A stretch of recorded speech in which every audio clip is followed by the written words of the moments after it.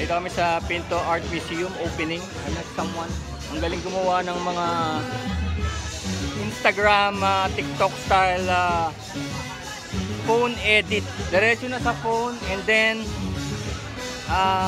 within the hour kaya niyang i-edit. Ang ganda ng mga gawa niya. Oh. You can see. Hello! What's your channel pala, Best? Verga Mark. Kasi may kumuha na nung apelyido ko eh. So natanggalan ng dalawang RA. Naging Verga. Verga Mark. Ayan, tignan nyo ang ganda ng gawa nyo. Na-impress ako kasi nga ngayon lang ako nagpo-phone edit. Pero siya matagal na pala. Oh. Dahil 6 months pa lang. 6 months. Ano matagal na ako gumagawa ng video? Ako actually parang 1 month pa lang.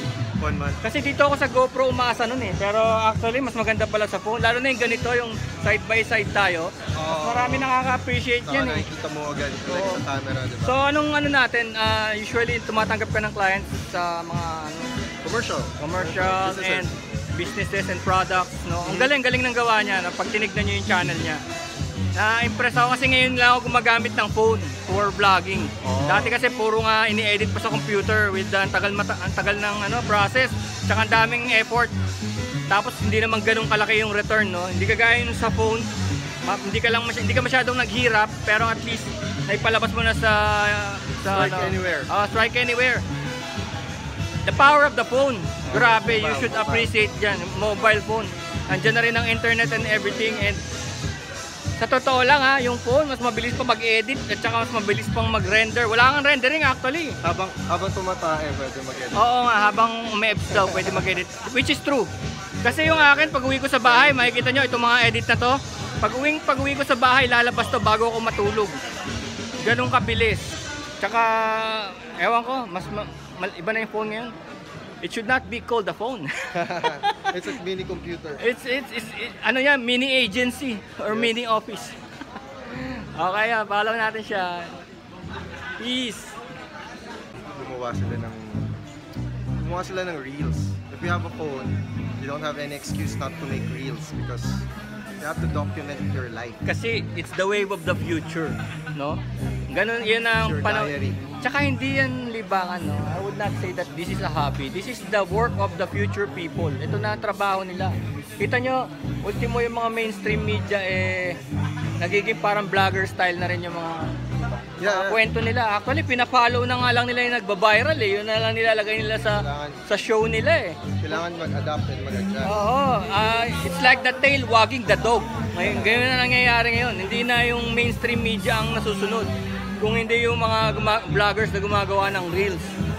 Which is very effective kasi sandaling chop-chop lang, staccato style, sandaling style lang, parang TikTok and Instagram style, na nalalagay mo na yung message, no? Kagaya ng mga ginagawa niya.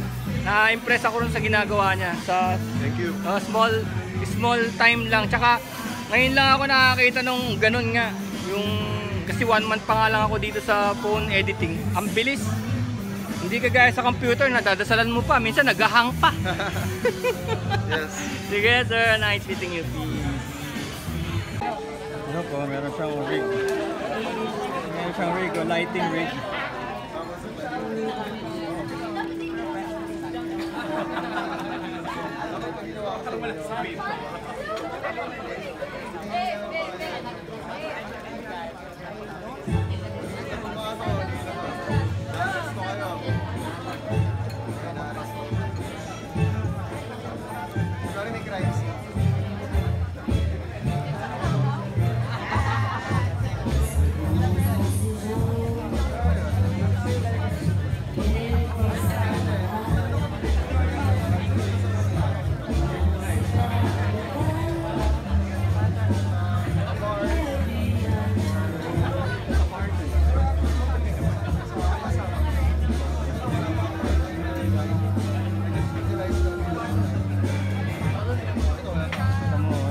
gamit nyo.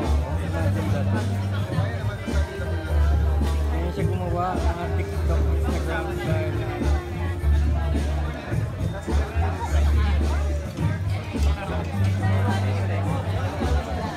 Diba? From work. Takilang lang niya. Kaya lang yung phone doon niya is S23. Ano naman nakita ko yung lighting mo eh. Sabi ko yan pala.